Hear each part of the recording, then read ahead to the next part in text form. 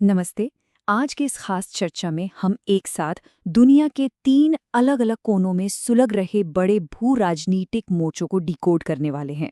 दुनिया इस वक्त सचमुच उबाल पर है और आज हमारा मकसद इन जटिल हालातों को बिल्कुल सीधे, स्पष्ट और विजुअल तरीके से समझना है। तो चलिए शुरू करते हैं। बिना वक्त गंवाए सीधे एजेंडे पर आते हैं। आज के हमारे 3 मेन फ्रंट्स हैं। पहला, मिडल ईस्ट में अमेरिका और ईरान के बीच की कूटनीति। दूसरा, दक्षिण एशिया यानी पाकिस्तान में भड़की हुई हिंसा। और तीसरा, ईस्टर्न यूरोप में रूस और यूक्रेन के बीच फिर से गर्माता हुआ तनाव। चलिए सबसे पहले चलते हैं मोर्चे नंबर 1 पर, मिडिल ईस्ट, जहां अमेरिका और ईरान के बीच, यकीन मानिए, एक बहुत ही दुर्लभ शांति समझौते की उम्मीद जगी है। दरअसल अमेरिका और ईरान के बीच एक मेमोरेंडम ऑफ अंडरस्टैंडिंग यानी MOU साइन होने की पूरी संभावना है। इसमें सबसे बड़ी बात है 60 दिनों के सीज फायर को आगे बढ़ाना। 28 फरवरी से जो सीधे हमले शुरू हुए थे वो भले ही रुक गए हों, लेकिन टेंशन तो हवा में बनी ही हुई थी। अब इस नई डील से इस्लामाबाद में बातचीत का अगला दौर होगा और सबसे क्रूशल पॉइंट, ईरानी परमाणु कार्यक्रम को रोकने पर भी चर्चा की जाएगी। शांति की तरफ ये यकीनन एक बहुत बड़ा कदम है। अब इस पूरे मामले में हॉर्मुज़ स्ट्रेट का रोल सबसे ज्यादा दिलचस्प है। ये कोई मामूली संकरा पानी का रास्ता नहीं है। ये दुनिया का एक ऐसा वाइटल शिपिंग रूट है जिसके बंद होने भर से भारत जैसी बड़ी इकोनॉमीज में भयंकर एनर्जी क्राइसिस आ जाता है।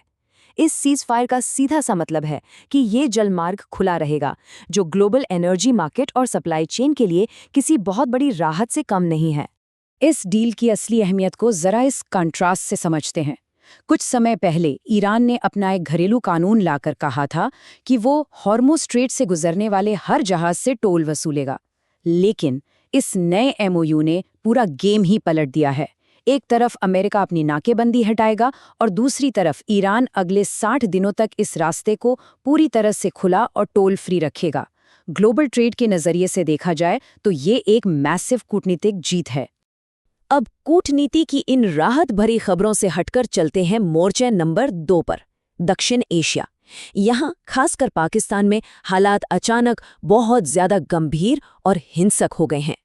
26, ये नंबर स्क्रीन पर जितना छोटा दिख रहा है, इसकी हकीकत उतनी ही खौफनाक है। बलूचिस्तान के क्वेटा में हुए एक भयानक आत्मघाती हमले में ये कन्फर्म मौतों का आंकड़ा है। ये कोई रैंडम घटना नहीं थी, बल्कि एक बेहद सुनियोजित और जानलेवा प्रहार था। जान गंवाने वालों के साथ साथ 70 से ज्यादा लोग इस आत्मघाती हमले में बुरी तरह घायल भी हुए हैं। रिपोर्टों के मुताबिक बलूचिस्तान लिबरेशन आर्मी यानी BLA के लड़ाकों ने इस हमले की जिम्मेदारी ली है। इतने बड़े पैमाने पर तबाही इस बात का सबूत है कि इस इलाके का संघर्ष कितना गहरा और उग्र रूप ले चुका है। अब सोचने वाली बात यह है कि आखिर निशाना क्या था। निशाना थी जाफर एक्सप्रेस। ये कोई आम पैसेंजर ट्रेन नहीं है। इसका इस्तेमाल अक्सर पाकिस्तानी सेना अपने जवानों की आवाजाही के लिए करती है। हमले के वक्त कई सैनिक छुट्टी मनाने रावलपिंडी और पेशावर जा रहे थे। और इसका एक बैकग्राउंड भी है। ठीक 1 साल पहले भी BLA ने इसी जाफर एक्सप्रेस को बंधक बनाया था। मतलब साफ है, सीधा टारगेट पाकिस्तानी सेना की मूवमेंट को रोकना और उन्हें भारी नुकसान पहुंचाना था। आखिर में चलते हैं हमारे तीसरे मोर्चे की तरफ, पूर्वी यूरोप में रूस और यूक्रेन का युद्ध, जहां कई सालों की इस जंग में एक बार फिर बहुत बड़ा और खतरनाक एस्केलेशन देखने को मिला है। यहाँ एक्शन और रिएक्शन की एक खूनी चेन बन गई है। इसे ऐसे समझते हैं। स्टेप 1, रिपोर्ट के मुताबिक यूक्रेनी सेना ने रूसी कब्जे वाले लुहांस्क के एक स्कूल हॉस्टल पर स्ट्राइक की, जिसमें 20 से ज्यादा छात्रों की मौत हो गई। अब आता है स्टेप 2। इसके तुरंत बाद रातों रात रूसी सेना ने भयानक पलटवार करते हुए यूक्रेन की राजधानी कीव, सुमी और खेरसोन पर ताबड़तोड़ बमबारी शुरू कर दी। ये एक सीधा टिट फॉर टैट वाला हमला था। रूस के इस पलटवार का स्केल क्या था वो इस नंबर से समझिए, 700। ये सिर्फ एक आंकड़ा नहीं है, ये कीव की तरफ रातों रात भेजे गए ड्रोन्स की गिनती है।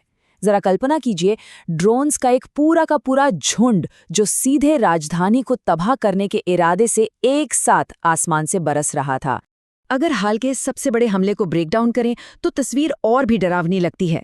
इस हमले में सिर्फ 700 ड्रोन ही नहीं थे, बल्कि 50 मिसाइलें भी दागी गईं और सबसे चौंकाने वाली बात, इनमें घातक हाइपरसोनिक मिसाइलें भी शामिल थीं, जिन्हें ट्रैक करना और बीच हवा में रोकना लगभग नामुमकिन के बराबर होता है।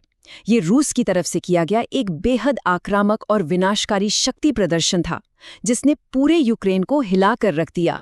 तो इन तीनों मोर्चों को समझने के बाद एक बहुत ही गहरा सवाल जहन में आता है, क्या किसी एक इलाके में 60 दिन की कूटनीतिक शांति ग्लोबल इकोनॉमी को सच में कोई बड़ी राहत दे पाएगी? वो भी तब जब दुनिया के 2 अन्य मोर्चे इतनी भयंकर हिंसा की आग में जल रहे हों। दुनिया का बैलेंस इस वक्त बिल्कुल धागे से लटक रहा है। एक तरफ कूटनीति से उम्मीदें हैं तो दूसरी तरफ युद्ध की तपिश। इस खास चर्चा में साथ जुड़ने के लिए बहुत बहुत शुक्रिया। ऐसे ही और डीप डाइव एनालिसिस के लिए हमारे साथ बने रहिएगा।